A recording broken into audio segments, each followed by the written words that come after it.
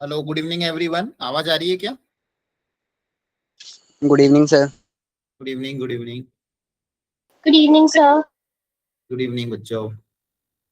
हमारा fractional part function बाकी था ना? Yes sir.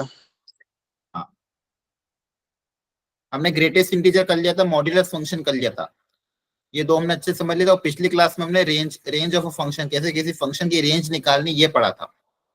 आज वापस से कुछ बचे हुए स्पेशल फंक्शन पढ़ के आगे का पोर्शन देखेंगे। ठीक है।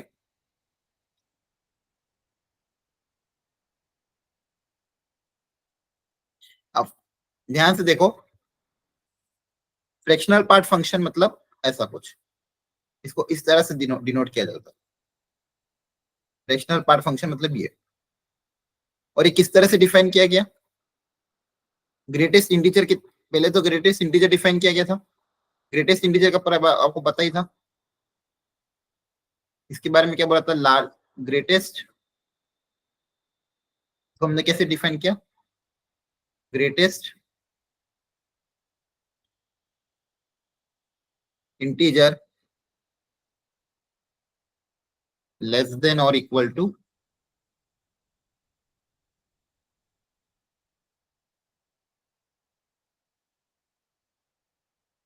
एक्स से छोटे में जो सबसे बड़ा इंटीजर आएगा वो मेरा ग्रेटेस्ट इंटीजर होता है। अब इसी चीज को आगे क्या बताया गया? कोई भी नंबर मेरा एक्स से, अभी एक्स कुछ भी हो सकता है, इंटीजर भी, डेसिमल भी, कुछ भी, उसको मैं दो टुकड़ों में तोड़ सकता हूँ। एक उसका इंटीजर पार्ट प्लस उसका फ्रैक्शनल पार्ट। ये हो गया इंटीजर पार्ट, ये हो गया फ्रैक्शनल पार्ट। तो इसका मतलब फ्रैक्शनल पार्ट क्या आ जाएगा? एक्स में से उसका इंटीजर पार्ट माइनस कर देंगे तो फ्रैक्शनल पार्ट आ जाएगा। एक्स में से उसका इंटीजर पार्ट माइनस कर देंगे तो क्या आ जाएगा? Fractional part. अब एग्जांपल के तौर पे 5.8 का फ्रैक्शनल पार्ट बताओ कितना आएगा? बताओ। 0.8। हाँ, 0.8। तो क्या करेंगे? 5.8 में से इंटीजर पार्ट माइनस कर देंगे। इंटीजर पार्ट मतलब कितना होगा? 5। आंसर कितना आ जाएगा? 0.8। ठीक है। तो जो पॉजिटिव नंबर उसमें से डायरेक्टली निकल जाएगा 2.39। बताओ कितना आएगा? 0.39। 0.39।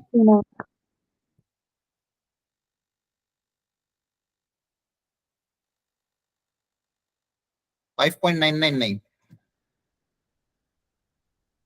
बोलो। 0.999। 0.999।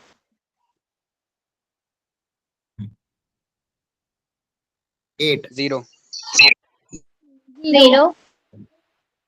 अब अगर इंटीजर है तो इसका फ्रैक्शनल पार्ट कितना है? 0। यहाँ तो कोई नो दिक्कत सर। नहीं। अगर नेगेटिव नंबर आए तो 0.2। हाँ, अब डेफिनेशन से जाओ वापिस से। डेफिनेशन क्या है? X minus integer part. X मतलब ये, माइनस उसका ग्रेटेस्ट इंटीजर पार्ट। -5.8 का ग्रेटेस्ट इंटीजर बताया तो बताओ कितना आता था? -6। -6 आता था, हाँ, है ना? तो कितना आ जाएगा? -5.8 + 6। आंसर कितना आएगा? 0.2। आंसर कितना आएगा? 0.2। तो नेगेटिव वाले में ध्यान देना है। अगर नेगेटिव में -5.8 है, उसका फ्रैक्शनल पार्ट कितना आएगा? जो 0.8 है उसमें से 1 में से 0.8 को क्या कर दो? माइनस। तो 1 में से माइनस करके जो आंसर आएगा 0.2, वो आपका फ्रैक्शनल पार्ट होगा। क्लियर है? Yes sir. कुछ एग्जांपल और जैसे मान लो -2.7। 0.3। 0.3। नेगेटिव में बस 1 में से माइनस कर देना। समझ में आ रहा है? -8.9। 0.1। 0. क्लियर है? तो यह होगा फ्रैक्शनल पार्ट फंक्शन होगा। आप यहाँ पे ध्यान से ऑब्जर्व करोगे, जितने भी आंसर आ रहे हैं इनको भी ऑब्जर्व करो। जितने भी आंसर आ रहे हैं सारे 0 और 1 के बीच में ही लाई कर रहे हैं, सारे 0 और 1 के बीच में ही लाई कर रहे हैं। किसी का भी फ्रैक्शनल पार्ट का आंसर की वैल्यू या तो 0 होगी या 1 से क्या होगी, छोटी होगी। अभी भी 1 या 1 से ज्यादा हो सकती है क्या? No sir. नहीं। ये रे ये No, हमको sir. ध्यान। तो यहां से अगर मैं बेसिक फंडामेंटल डिफाइन करूं, y equal to fractional part of x का, इसकी डोमेन क्या हो जाएगी? x की वैल्यू क्या क्या रख सकते हैं? All real number. x को तो कुछ भी रख सकते हो। और रेंज क्या होगी? y कहां से कहां तक होगा? 0 से लेके 1 तक। पॉजिटिव होगा 0 से 1 के बीच में, ध्यान रखना। अच्छा इसी में ध्यान से देखो, अगर डेसिमल होता डायरेक्टली 0.8 का फ्रैक्शनल पार्ट कितना आता?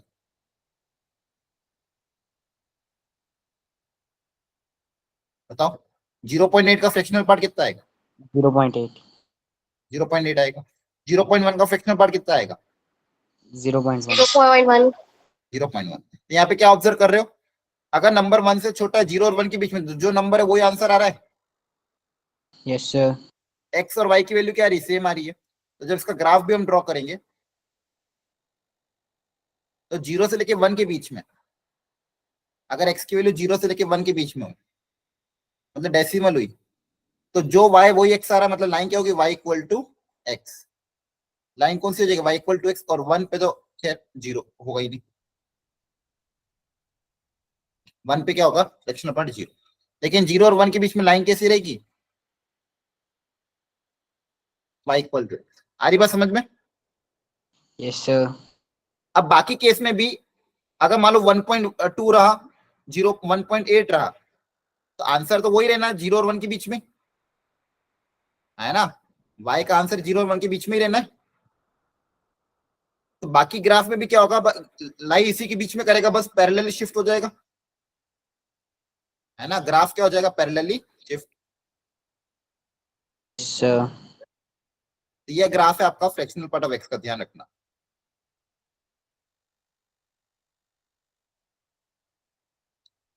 यहाँ पे आप देखोगे ग्राफ अपने आप को बार बार रिपीट करता जा रहा है। ये ग्राफ किसका? फ्रैक्शनल पार्ट ऑफ एक्स का। सेम टाइप का ग्राफ रिपीट हो रहा है हर 1 इंटरवल में, ठीक है, याद रखना है। और ये लाइन कौन सी थी? y equal to X. इन सारी लाइन का स्लोप कितना है? 1। फ्रैक्शनल पार्ट का आंसर हमेशा 0 और 1 के बीच में ही लाई करेगा। इंटीजर का फ्रैक्शनल पार्ट कितना हो जाएगा? 0 हो जाएगा। क्या है बात समझ में आई? यस और सर। फ्रैक्शनल पार्ट एक्स को क्या लिख सकते हैं? X minus greatest integer of x. ये कुछ प्रॉपर्टी से जो ध्यान रखनी है आप, ठीक है। चलो अच्छा एग्जांपल के तौर पे एग्जांपल सॉल्व करो। अब यहां से पता करना है एक्स की कौन कौन सी वैल्यू इसको सेटिस्फाई करेगी। तो सबसे पहले पूरी इक्वेशन को फ्रैक्शनल पार्ट में कन्वर्ट करते हैं। ग्रेटेस्ट इंटीजर को क्या लिख सकते हो?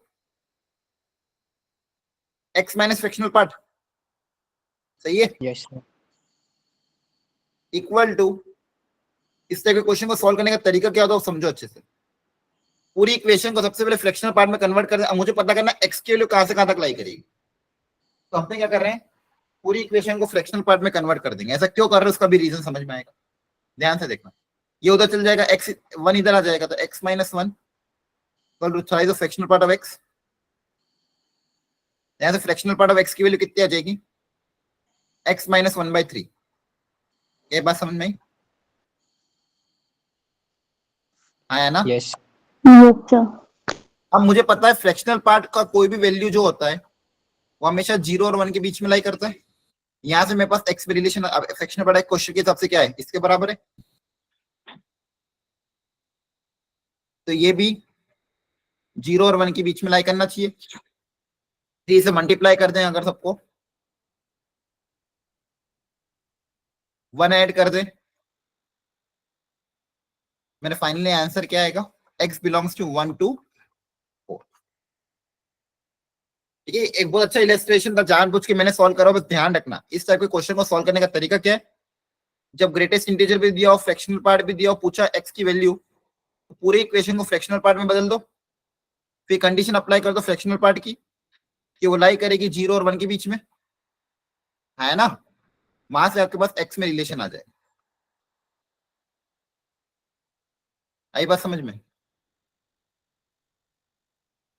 क्या क्वेश्चन समझ में आया कि नहीं आया बच्चों? Yes, sir. Yes, sir. Yes, sir. इसका ग्राफ कैसा था ऑलरेडी बता दिया। अच्छा, एक्सपोनेंशियल फंक्शन के बारे में आपको बताया था कि बाकी था? बाकी है सर।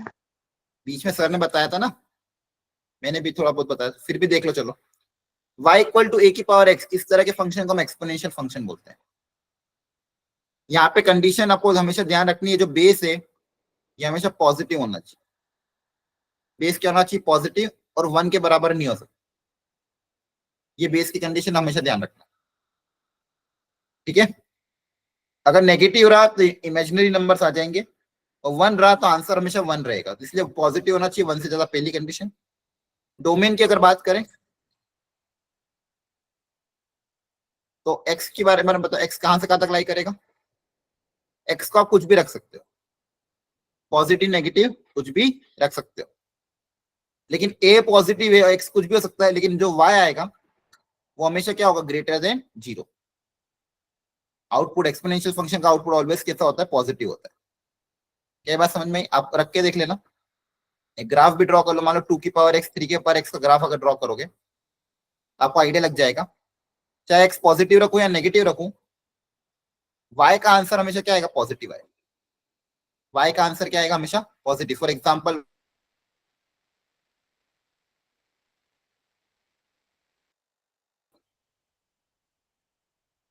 जैसे x बढ़ेगा y की वैल्यू भी बढ़ती जाएगी, हाँ है ना?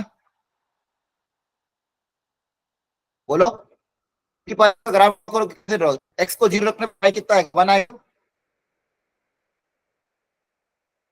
आधी बात समझ में कि नहीं? Yes, sir. x को 1 रखने पे y कितना आएगा? 2। 2 रखने पे डबल हो जाएगा 4, हो जाएगा 8। और जैसे जैसे नेगेटिव रखोगे, -1 रखोगे तो कितना आएगा? 1/2। -2 रखोगे तो कितना आ जाएगा? 1/4।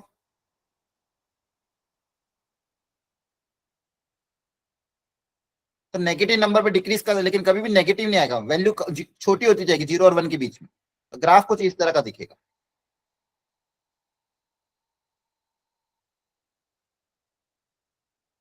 क्लियर हुआ? तो एक ग्राफ हो गया आपका exponential function y equal to A की पावर x का। ये तब जब मेरा जो a है वो ग्रेटर देन 1 हो, मतलब 1 से ज्यादा होगा तब ऐसा ग्राफ बनेगा। 1 से ज्यादा होगा तब ऐसा ग्राफ बनेगा। क्या बात समझ में आ रही है? Yes, sir. हाँ। अगर मेरा बेस 1 से छोटा हो गया, 0 से तो ज्यादा लेकिन 1 से अगर छोटा हो गया, एग्जाम्पल के तौर पे 1/2 की पावर अगर x ड्रॉ किया, तो अब उल्टा हो जाएगा। पहले x के बढ़ने पे y बढ़ रहा था, अब x के बढ़ने पे y क्या होगा? घटेगा, है ना? क्लियर है? अब जैसे जैसे x बढ़ेगा y क्या होगा? घटता जाएगा। x बढ़ेगा तो y की वैल्यू क्या होगी? 1/4, 1/8, 1/16, 1/32। तो x के बढ़ने पे y क्या होगा? घटेगा, और x के घटने पे y बढ़ेगा। तो ग्राफ अब उल्टा हो जाएगा, पहले ऐसा इंक्रीज हो रहा था अब उल्टा चलेगा, अब डिक्रीज होगा। अब क्या होगा? डिक्रीज। ये ग्राफ हो जाएगा जब बेस 0 और 1 के बीच में होगा। तो ग्राफ आपको ध्यान रखना है दोनों ही केस में। देखो ध्यान से, y की वैल्यू रेंज क्या है? Always positive. और Yes, sir. डोमेन क्या है? x belongs to real number. x की वैल्यू कुछ भी रखो लेकिन रेंज हमेशा पॉजिटिव रहेगी दोनों ही केस में। क्या बात समझ में आ रही है? ग्राफ एकदम दिमाग में छाप लेना है। क्लियर है? Yes, sir. Sir. तो अगर बेस ग्रेटर देन 1 है तो डायरेक्टली ग्राफ ऐसा बना देना।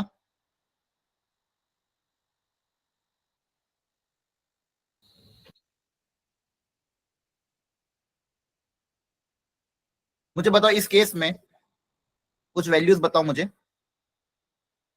ग्राफ के ऊपर।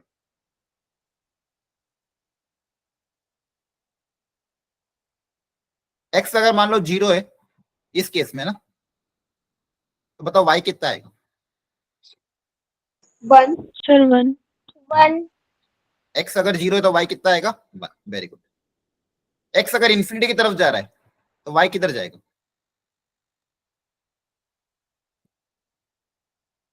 x अगर इन्फिनिटी की तरफ जा रहा है तो y भी किधर जा रहा है?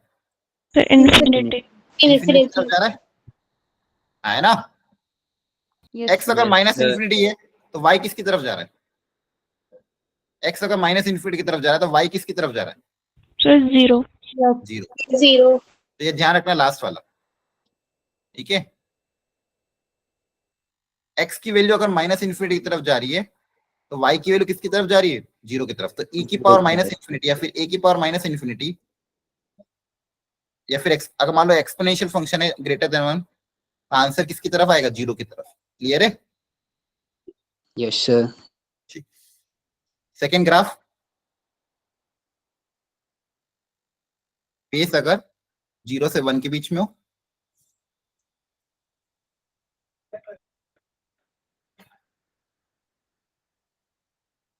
तो आपका ग्राफ इस तरह का दिखेगा, ऐसा उल्टा डिक्रीजिंग फंक्शन। क्लियर है? है ना? Yes, sir. Yes, sir. यहाँ पे अगर अब मुझे बताओ वापिस सेम चीज, इस केस में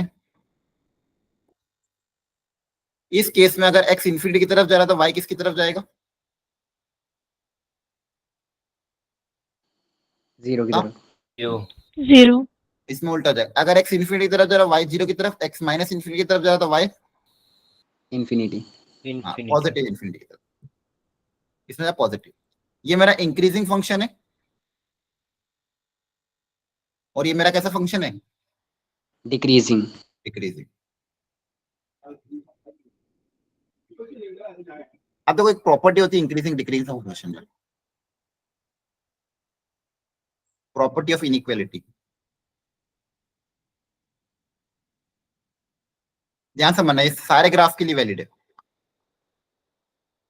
अगर कोई फंक्शन का ग्राफ या फिर किसी का भी ग्राफ अगर इंक्रीजिंग है, if the graph is increasing, अगर ग्राफ इंक्रीजिंग है, मान लो उस फंक्शन पे की x1 पे value is greater then function की वैल्यू x2 पे, x1 पे वैल्यू निकाली फंक्शन की, मतलब y की value is greater then f of x2, तो बताओ x1 और x2 में क्या रिलेशन आएगा? ग्रेटर होगा कि लेस होगा? अगर ग्राफ इंक्रीजिंग है तो X1 greater होगा। So, x1 greater.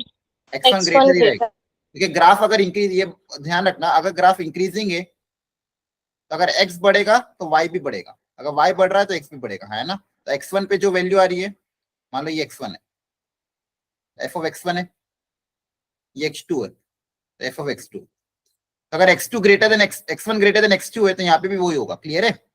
x1 भी x2 से क्या होगा? ज्यादा होगा, मतलब इनइक्वालिटी का साइन चेंज नहीं होगा। कहने का मतलब क्या है? बोलो, इनइक्वालिटी का साइन चेंज नहीं होगा। तो यहाँ पे इंपॉर्टेंट नोट क्या है? Sign of inequality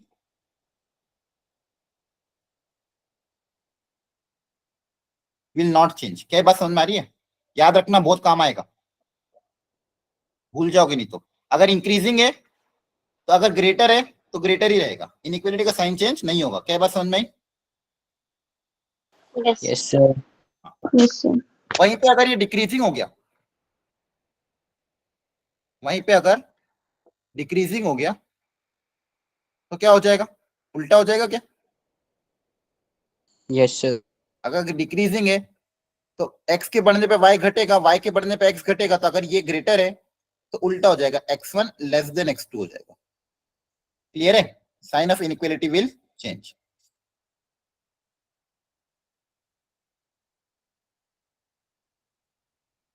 will change. आई बात समझ में?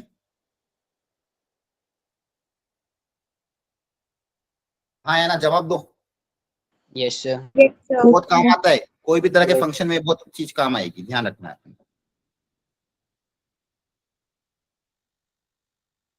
ठीक है, चलो एग्जांपल के तौर पे सोच समझ के मुझे बताना।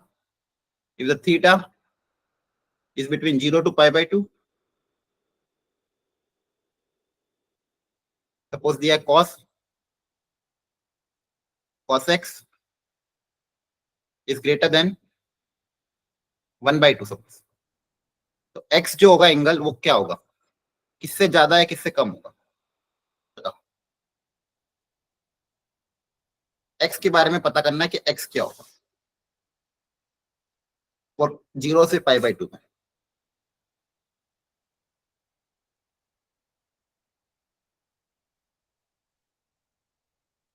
बताओ एक्स, एक्स की जो वैल्यू है किस, एक्स का जो एंगल है किस रेंज में लाई करेगा? π/3 से π/2 तक। ठीक है, चलो चेक करते हैं।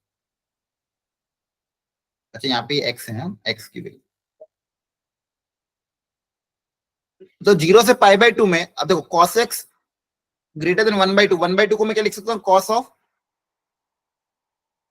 π/3 यस सर। है ना। अब रेंज क्या, 0 से π/2, तो इन 0 to π/2 cos x कैसा फंक्शन है, डिक्रीजिंग के इंक्रीजिंग?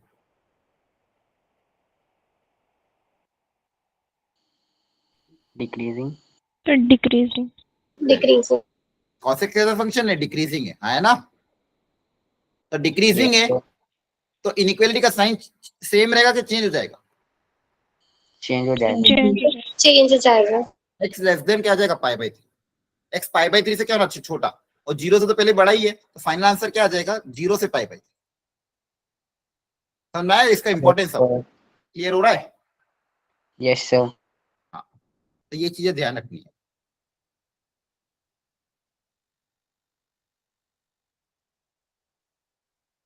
ठीक है, अब इसी के एग्जांपल में मैं एक्सप्लेनेशन में अगर एक चीज पूछता हूं,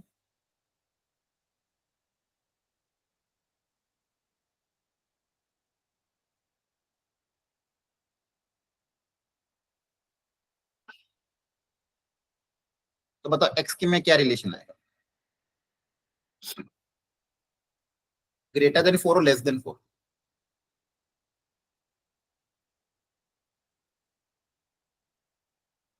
बताओ। अब यहाँ पे कौन सा फंक्शन है, ए की पावर एक्स वाला, जहाँ यस पे सर। ए क्या है, 0 और 1 के बीच में है। तो ये जो फंक्शन होता है ये डिक्रीजिंग है कि इंक्रीजिंग है? तो डिक्रीजिंग। डिक्रीजिंग। डिक्रीजिंग है ना। Yes sir. तो अगर डिक्रीजिंग है तो इनइक्वालिटी का साइन क्या होगा, चेंज। चेंज होगा। तो आंसर क्या आएगा, x less than. Less than 4। Answer क्या आ जाएगा, एक्स लेस देन 4। याद रख पाओगे? Yes sir. Yes sir. यहीं पे अगर ऐसा होता,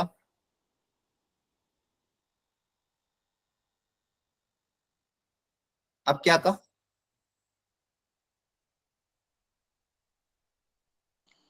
x less greater than. Then 9। हाँ greater than 9। Very good. Inequality का साइन चेंज नहीं होता, जो है वैसा का वैसे ही रहेगा, यस क्योंकि सर। बेस, क्योंकि यहाँ पे इंक्रीजिंग फंक्शन है। फाइनल आंसर क्या था, एक्स ग्रेटर देन 9। क्लियर हो गया, दोनों में अंतर समझ में आ गया है ना। यस। यस चलो सर। solve- दोनों पार्ट को सॉल्व करो, बताओ आंसर कितना है। पहले बेस को सेम बना देना फिर सॉल्व करना।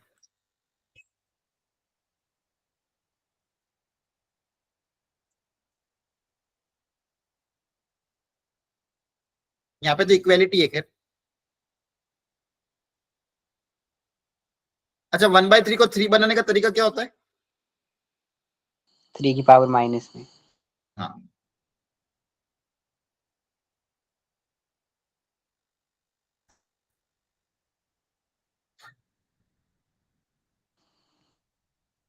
यहाँ पे बताओ क्या होगा, बेस सेम है, पावर अलग अलग है, और दोनों नंबर अगर इक्वल है आपस में तो क्या होगा, पावर्स भी इक्वल होंगे। Power equal. Very good, power को भी इक्वल होना पड़ेगा। 3 उधर चल जाएगा, x इक्वल टू 2। एक्स का आंसर कितना आ जाएगा, 2। बहुत बढ़िया, क्लियर हुआ सबको। सेकेंड पार्ट बताओ, ये पार्ट हो गया, बी पार्ट के बारे में सॉल्व करके बताओ। सेम बेस सेम करो पहले तो, या तो इसको 1/3 बना दो या इसको 1/3 बना दो, दोनों में से किसी। तो मान लो यहाँ पे ऑलरेडी चीजें पॉजिटिवली, इसको 1/3 बना लेते हैं। यहाँ पे 1/3 की पावर,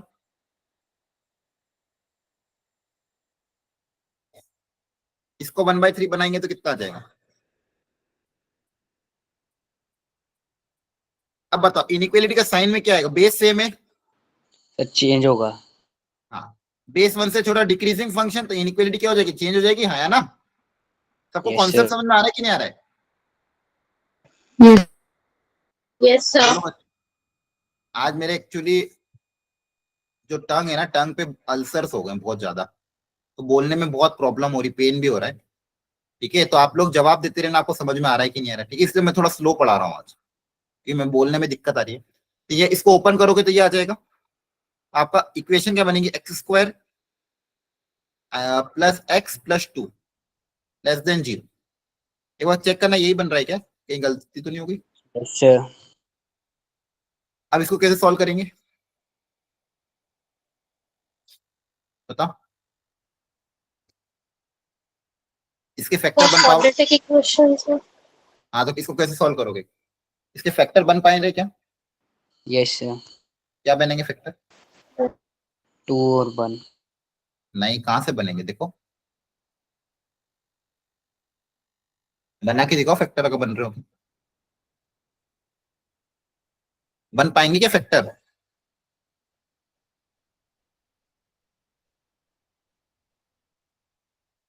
बोलो।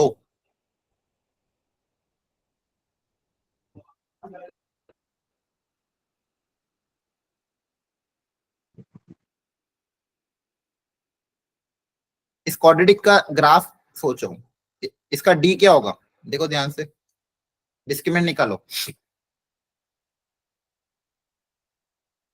डिस्क्रिमिनेंट निकालो, इसका क्या होगा? सर -7। नेगेटिव आ रहा है, B square yes minus sir. 4ac, D negative है, लीडिंग कोएफिशिएंट पॉजिटिव है, तो ग्राफ कैसा बनेगा बताओ? ये तो बताया था ना, क्वाड्रेटिक का ग्राफ पैराबोला होता है। अगर डी नेगेटिव है तो एक्स एक्सिस को कट करेगा क्या? No sir. इसका ग्राफ कैसा बनेगा, ऊपर से चला जाएगा ऐसा। Yes sir. Yes.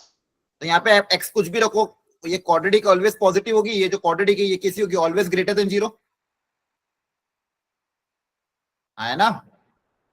Yes sir. Yes. बताया भी था आपको, बहुत बार पहले बताया था कि अगर ऐसी क्वाड्रेटिक, ध्यान रखो बार बार भूलो मत, ये तो बहुत बार कॉन्सेप्ट यूज हो रहा है, इस कॉन्सेप्ट को भूलना नहीं किसी को भी। कोई क्वाड्रेटिक इक्वेशन मान लो ये y इक्वल टू दिस, अगर इस क्वाड्रेटिक इक्वेशन का b आपका नेगेटिव है, डिस्क्रिमिनेंट नेगेटिव है, a पॉजिटिव है, मतलब अपवर्ड पैराबोला है, तो ये क्वाड्रेटिक इक्वेशन क्या होगी, y ऑलवेज, बोलो ऑलवेज पॉजिटिव, एक्स की वैल्यू कुछ भी रखो, ये हमेशा क्या आएगी, पॉजिटिव आएगी। क्यों? क्योंकि इसका ग्राफ कैसा होगा, ऐसा होगा। याद रखना, डी नेगेटिव हो, ए पॉजिटिव हो, तो अपवर्ड पैराबोला, और पूरी एक्स एक्सिस को कभी भी कट नहीं करेगी, क्योंकि इसके नो रियल रूट है, तो एक्स को कभी कट नहीं करेगी। तो y की वैल्यू हमेशा क्या होगी, पॉजिटिव होगी। एक्स कुछ भी रखो, y हमेशा क्या आएगा, पॉजिटिव आएगा। हाँ, है ना, दिख रहा है ग्राफ का हर पॉइंट पे y ऑलवेज क्या है, पॉजिटिव है। ग्राफ को कोई भी पॉइंट पे देखोगे, उसका y हमेशा क्या है, पॉजिटिव है। तो यहाँ पे क्या आएगी, x बिलोंग्स टू क्या आ जाएगा, फाइव। एक्स की कोई भी वैल्यू पे ये नेगेटिव नहीं होगा, ये ऑलवेज क्या होगा, पॉजिटिव। एक्स को कुछ भी रखो, कभी भी आंसर नेगेटिव नहीं आ सकता, तो एक्स की कोई भी वैल्यू नहीं होगी। क्या समझ में आया? Yes sir. यस। आपको क्लैरिटी आ रही है कि नहीं आ रही बच्चों आज के लेक्चर में? ऐसा तो कुछ नहीं है जो ऊपर से जा रहा हो, किसी को कोई नहीं समझ में आ रहा तो प्लीज बोल दो।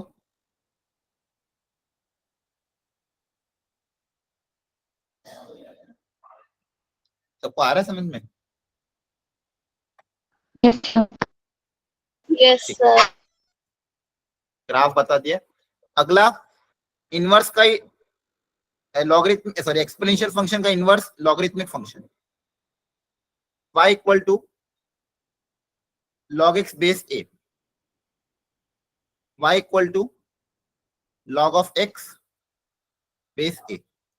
इसको उधर भेजोगे तो a की power y equal to x हो जाएगा, उसी का इनवर्स आ जाएगा, है ना? ठीक है,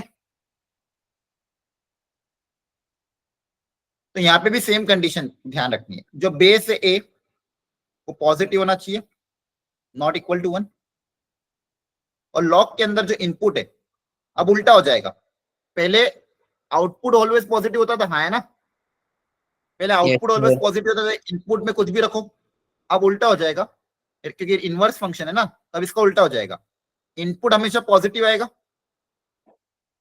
और आउटपुट कुछ भी आउटपुट कुछ भी आ जाएगा, क्योंकि लॉगरिथमिक फंक्शन और एक्सपोनेंशियल फंक्शन एक दूसरे के इनवर्स होते हैं। तो जो पहले डोमेन और रेंज था, अब इस बार जो जो पहले का डोमेन इस बार का रेंज बन जाएगा, पुराना रेंज इस बार का क्या बन जाएगा, डोमेन बन जाएगा, उल्टा हो जाएगा।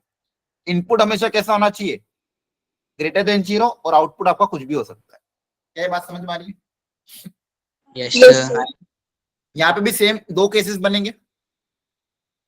सबसे पहला मेरा जो बेस है अगर वो 1 से ज्यादा है तो मेरा प्रॉपर इंक्रीजिंग फंक्शन बनेगा, और उसका ग्राफ भी जो एक्सपोनेंशियल फंक्शन का ग्राफ है और उसके ये जो इनवर्स फंक्शन है दोनों y equal to x line के बहुत सिमेट्रिक होंगे। ये आगे बताऊंगा मैं आगे आने वाली क्लासेस में। तो ये ग्राफ हो जाएगा log x का। अगेन x इक्वल टू 1 पे y की वैल्यू क्या होगी, 0। पहले x इक्वल टू 0 पे y 1 होता था, इस बार 1 पे 0 है ना। पहले तो ग्राफ ऐसा होता था कुछ, इसी का y इक्वल टू एक्स के बोर्ड मिरर इमेज ले लेंगे। एक्सपोनेंशियल फंक्शन का y इक्वल टू एक्स के बोर्ड के लिए मिरर इमेज, क्योंकि एक दूसरे के इनवर्स फंक्शन है। तो ये ग्राफ हो जाएगा आपका y equal to log x का बेस a पे। बेस अगर 1 से ज्यादा होगा, अगेन कैसा ग्राफ है, इंक्रीजिंग, ये एक्स एक्सिस ये वाई एक्सिस। तो ग्राफ एकदम दिमाग में याद होना चाहिए सबको। दूसरा ग्राफ, अगर बेस 1 से छोटा हो जाए,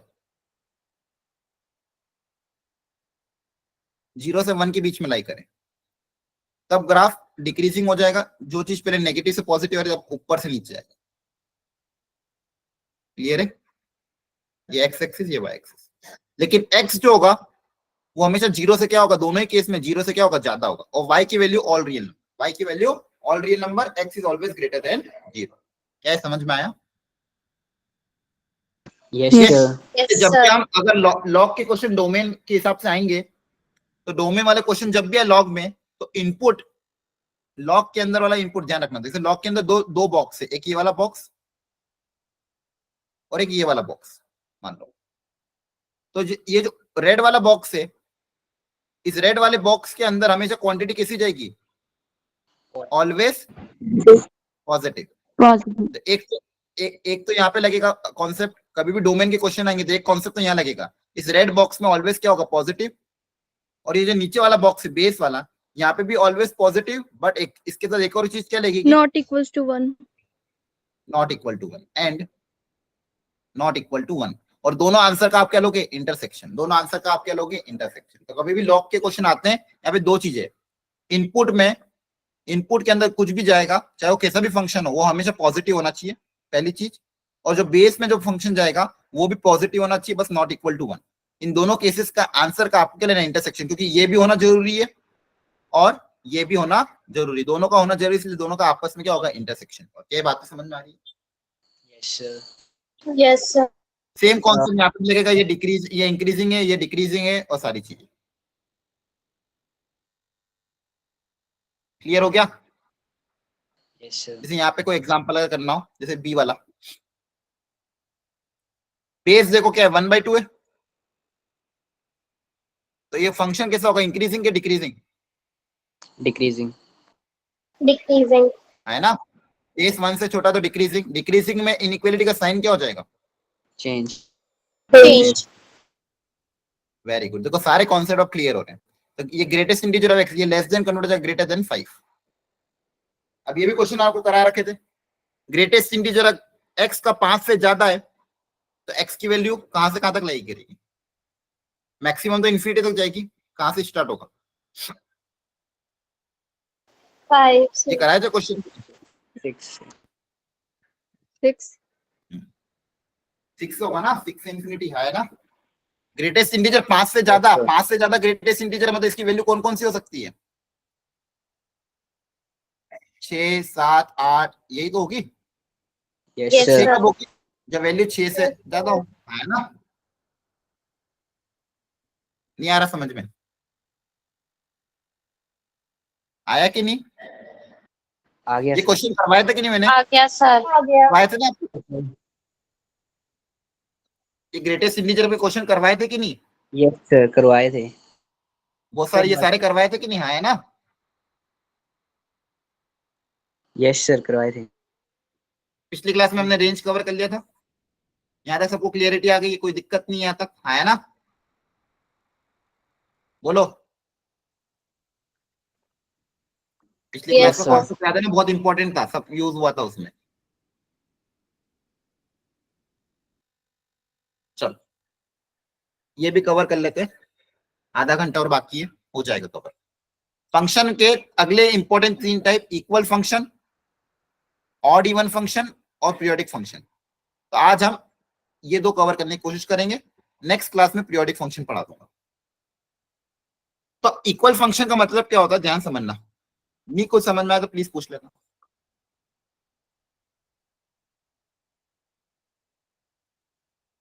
मान लो 2 फंक्शन दिए हो, एफ एक्स और दूसरा दिया हो जी एक्स, और मुझे बोलते हैं कि बताओ, मुझे चेक करने को बोलेंगे क्वेश्चन में कि क्या एफ एक्स और जी एक्स इक्वल फंक्शन है या नहीं। अब एग्जाम्पल के तौर पे मैं एग्जाम्पल लेके दिखाता हूं। मान लो एफ एक्स मान लो ले लिया मैंने, मान लो एफ एक्स ले लिया आपने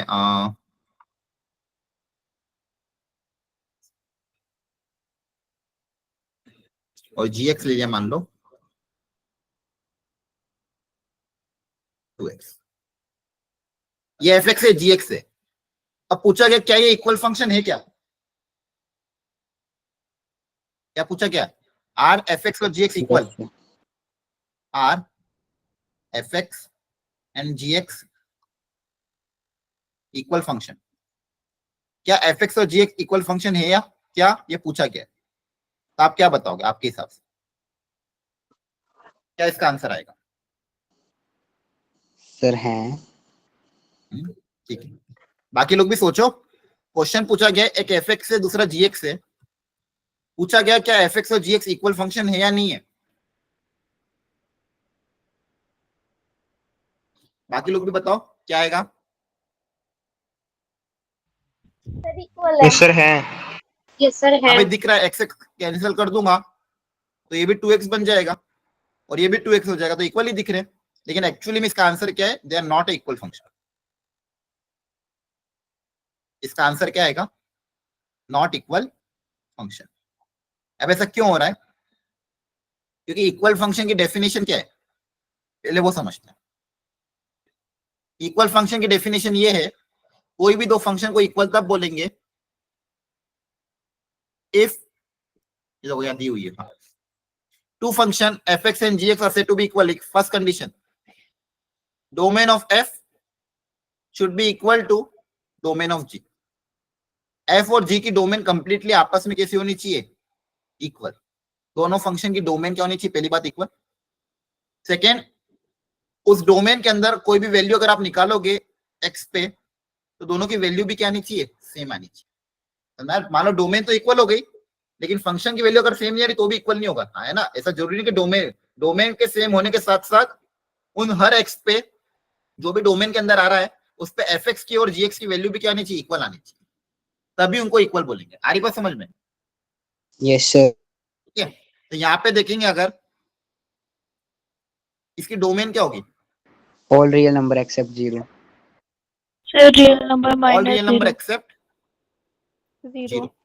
इसकी डोमेन क्या होगी, All real number. All real और number. Real number. तो क्या दोनों की डोमेन इक्वल है, No, sir. दोनों की डोमेन इक्वल नहीं है, इसलिए हम इसको क्या बोलेंगे, नॉट इक्वल फंक्शन। आ गया आप समझ में, आया कि Yes, नहीं, sir. ठीक है। अच्छा, मैथमेटिक्स का एक रूल होता है, तब basic rule of mathematics, generally जल्दबाजी में बच्चे गलती कर देते हैं। चलो अब ये क्वेश्चन आ रहा है जिसमें मैं समझा भी देता हूँ हाथों हाथ, याद रखना, बेसिक रूल ऑफ मैथमेटिक्स बचपन से पढ़ाया जाता है लेकिन उस पर इतना ध्यान नहीं दिया जाता है। मान लो मैं कुछ सॉल्व कर रहा हूँ इक्वेशन,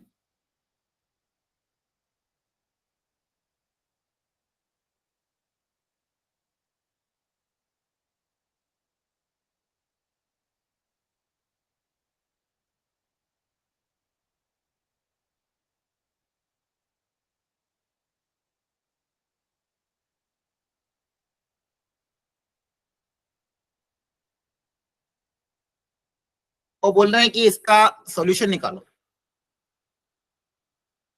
तो बताओ इसका सॉल्यूशन क्या होगा, सॉल्व करो इसको। एक मिनट, चलो इसको थोड़ा चेंज करने दो।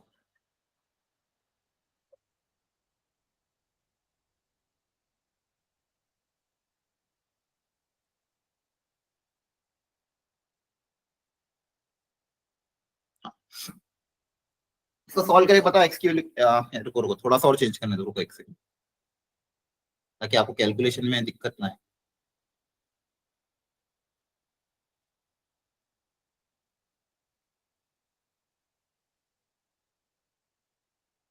अब बताओ एक्स की वैल्यू क्या क्या है।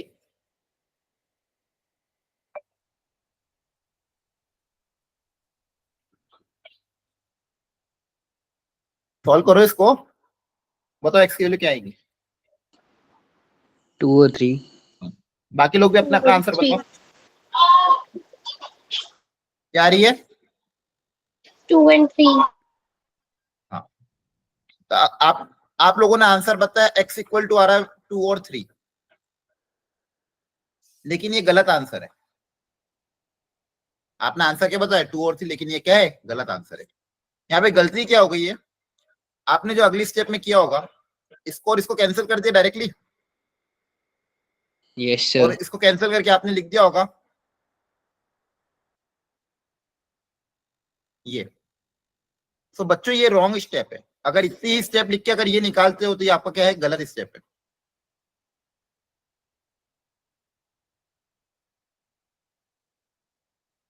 ठीक है, ये रॉन्ग मेथड, इसका आंसर कभी भी सही नहीं आएगा। मतलब ये जो आंसर लिखोगे ये इनकम्प्लीट आंसर है। आ रही बात समझ में। ठीक है, Yes, तो यहाँ sir. पे प्रॉब्लम क्या हुई है, Yes sir. यहाँ पे मैं हिंदी में लिख देता हूँ प्रॉपरली। यहाँ दिक्कत क्या हुई है वो मैं बताता हूँ।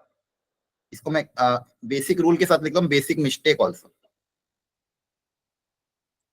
जनरली जो हो जाती है। यहाँ पे गलती क्या हुई है, इसको हमेशा याद रखना बच्चों, आगे से होना नहीं चाहिए। यहाँ पे क्या गलती हुई है वो लिखते हैं। कभी भी, जानबूझ के हिंदी में लिख रहा हूँ ताकि याद रहेगा आपको, कभी भी कोई भी फैक्टर डायरेक्टली कैंसिल नहीं करना है। डायरेक्टली कैंसिल नहीं कर सकते, कर सकते। उसको कैंसिल कब कर सकते हैं, कैंसिल तभी करेंगे, बहुत टाइम बाद हिंदी लिख रहा हूं, करेंगे जब जब वो नॉन जीरो होगा। अगर वो नॉन जीरो है तो ही फैक्टर को कैंसिल कर पाओगे, अदरवाइज फैक्टर को कैंसिल नहीं कर सकते। अगर मान लो यहाँ पे ऐसा होता, यहाँ समझना दोनों में एक अंतर है। यहाँ पे होता 5x² इक्वल टू 10x, तो यहाँ पे मान लो ऐसा कुछ होता है 5x इक्वल टू 5 मान लो x3, तो यहाँ पे 5 और 5 को कैंसिल कर सकते हैं क्या। हाँ ये करेक्ट है, Yes sir. ये क्या है, करेक्ट, इसमें कोई दिक्कत नहीं, क्योंकि यहाँ पे जिस फैक्टर को आप कैंसिल कर रहे हो वो क्या है, नॉन जीरो फैक्टर है। तो नॉन जीरो है तो कैंसिल कर सकते हैं, लेकिन अगर फैक्टर जीरो हो जाएगा तो कैंसिल नहीं कर सकते। तो यहाँ पे आपको पता नहीं है कि एक्स की वैल्यू, ये जो फैक्टर है ये जीरो है कि नहीं है। तो अगर इसको आप कैंसिल कर रहे हो, मतलब अभी अज्यूम कर रहे हो कि ये फैक्टर नॉन जीरो, ये हाँ। अब देखो इसी का करेक्ट स्टेप क्या होता है, एक पेज ऐड कर रहा हूं।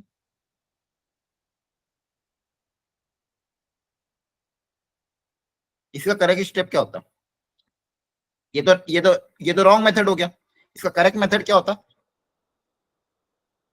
ये बहुत इंपॉर्टेंट है बच्चा, बहुत बेसिक है, लेकिन जनरली बताते नहीं हो, बच्चे भी ध्यान नहीं देते। ये बहुत बेसिक रूल है जो पता होना चाहिए। करेक्ट मेथड क्या है मैं समझा रहा हूँ, आगे से आप लोग ध्यान रखना, जल्दबाजी में डायरेक्ट फैक्टर कैंसिल मत करना। करेक्ट मेथड क्या है इस क्वेश्चन को सॉल्व करने का, इधर क्या था, x² bracket x-1 equal to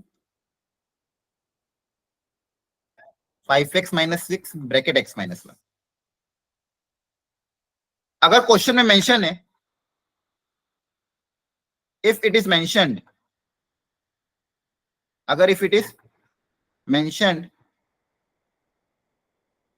that x-1 is non zero, अगर ये क्वेश्चन में दिया हुआ है कि x-1 मेरा जीरो के बराबर नहीं है, देन हम किसको कैंसिल कर सकते हैं। आ रही बात समझ में, देन वी कैन कैंसिल।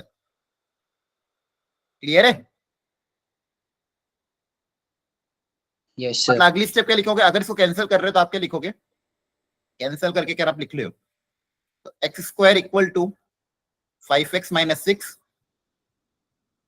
यहाँ पे क्या लिखोगे, x नॉट इक्वल टू 1। ये कंडीशन अगर मेंशन कर रहे हो तो ये स्टेप करेक्ट है, समझ में आ रहा है? ये कंडीशन अगर मेंशन कर रहे हो तो ये स्टेप क्या है, करेक्ट। अब आप इसको सॉल्व करोगे तो आपका आंसर क्या आएगा finally, x equal to 2 3 but not equal to, ये रे x के लिए 2 होगी 3 होगी बट 1 के बराबर नहीं होगी अगर ये मेंशन है तो। अगर मान लो क्वेश्चन में कुछ भी मेंशन नहीं है और डायरेक्टली पूछा इसका सॉल्यूशन निकालो, तो फिर उस केस में क्या होगा, आपके भी 3 सॉल्यूशन आएंगे। अगर क्वेश्चन में मेंशन नहीं है कि x minus 1 not equal to 0, तो case 2, if it is not mention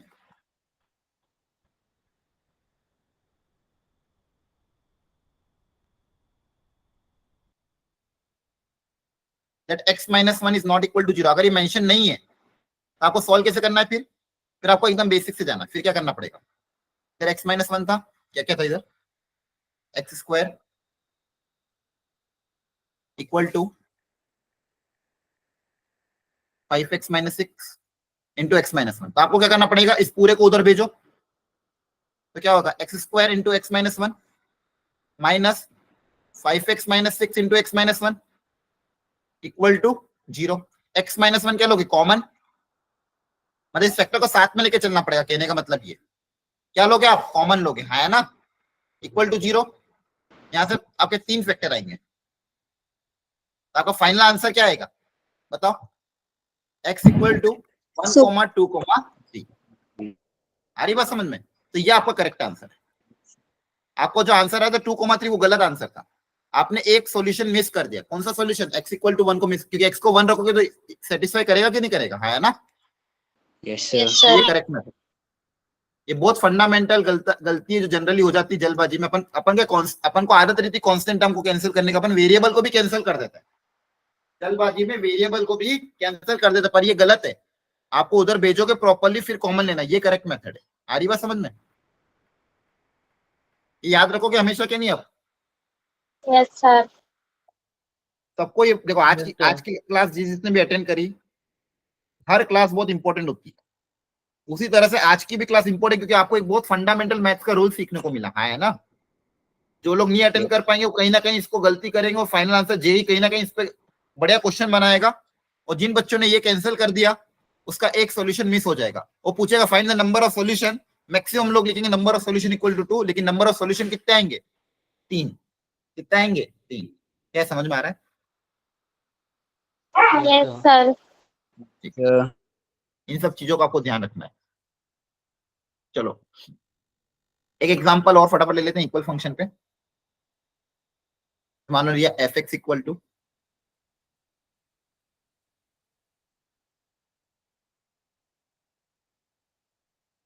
बताओ ये इक्वल है, सॉरी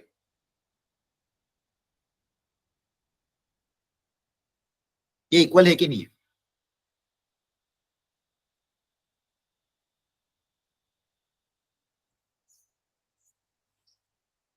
बताओ। Yes, sir. Yes, sir. Equal है, Yes. दोनों की डोमेन सेम आ रही Yes, है sir. ना, दोनों की डोमेन भी सेम आ रही, दोनों का ग्राफ भी ड्रॉ करोगे तो सेम आएगा, तो ये एग्जैक्टली सेम क्लियर है। वहीं पे जो मैंने बताया y equal to x, x square upon x, ये अलग होंगे, यहाँ पे दोनों की डोमेन क्या है, अलग अलग है, क्लियर है। देखो दोनों का ग्राफ भी, ये पूरा स्ट्रेट लाइन आ रहा है, y इक्वल टू एक्स पूरा स्ट्रेट लाइन आ रहा है, लेकिन 1 अपॉन एक्स 0 पे define, sorry x upon x square upon x 0 पे डिफाइन नहीं होगा, तो ये इक्वल है, ये क्या है, नॉट इक्वल। इक्वल फंक्शन का एक नाम और होता है आइडेंटिकल फंक्शन, वो भी याद रखो। इक्वल फंक्शन का एक नाम और को आता है आइडेंटिकल फंक्शन। क्या है, समझ में आ रहा है आप लोगों को? Yes, sir. चलो Yes, sir. एग्जांपल करते हैं, ये वाला बताओ इक्वल है कि नॉट इक्वल।